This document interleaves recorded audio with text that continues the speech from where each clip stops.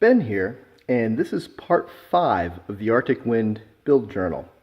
Now, when you start putting a blaster like this together and doing this kind of integration, it's really exciting. You're cutting the shell, you're fitting pieces together, and a lot of stuff is going on, or at least seemingly is going on. And when you get close to the end of one of these integrations, you get the paint down, you're developing your color schemes, you're doing your detail work, and the finished product starts coming into view. And that part of the build process is also really exciting because the final product is coming together. We're not at either of those stages right now. We're past the part where all the exciting integration stuff is happening, and we're not yet to the part where all the exciting painting and you can see the final product coming together. We're in this middle part, which I like to call the long slog. And this part is critical to the build, and it makes or breaks how the final product comes out. But when you're looking at it and you're working on it, it doesn't look like very much is changing. You can't really see it all that well.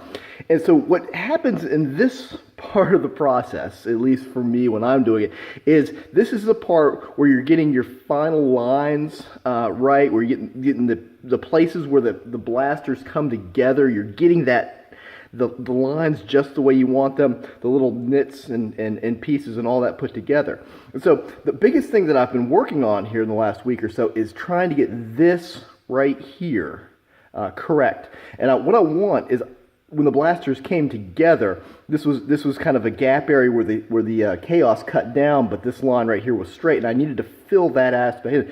But to get that to look right in the final build, it's a lot of work to get it sanded. You can throw some epoxy sculpt in there and you sand it a little bit and call it done. But then when you get the paint on it, you'll see the lines and the ripples, and you'll see it. So in order to get it so you don't see those lines, you've got to get it down. You've got to get the line just right all the way across there, and then you've got to sand and sand and sand and sand. And then you got to sand some more because you made a mistake in your sanding and got it down a little too deep, so you got to put more putty in and then sand it back down.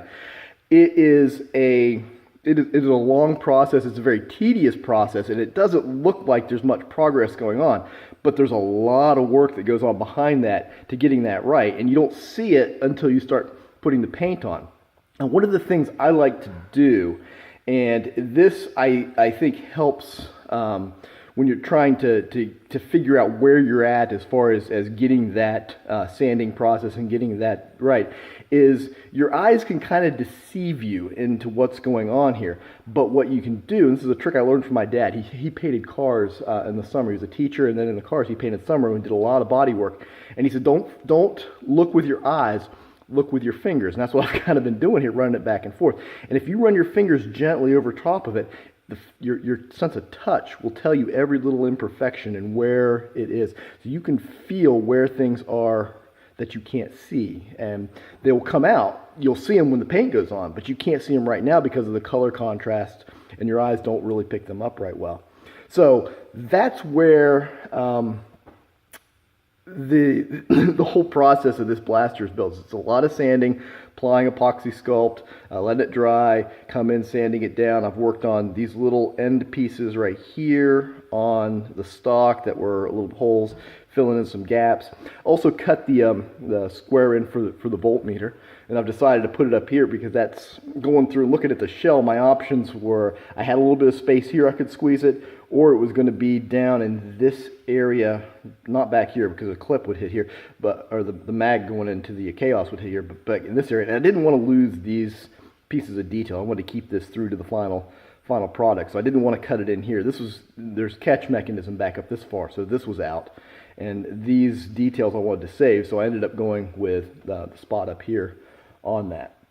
Kind of the last thing, and I don't really have it on the video, is I was still playing with the front end, playing with the that very bottom set of barrels coming off of the twin shock.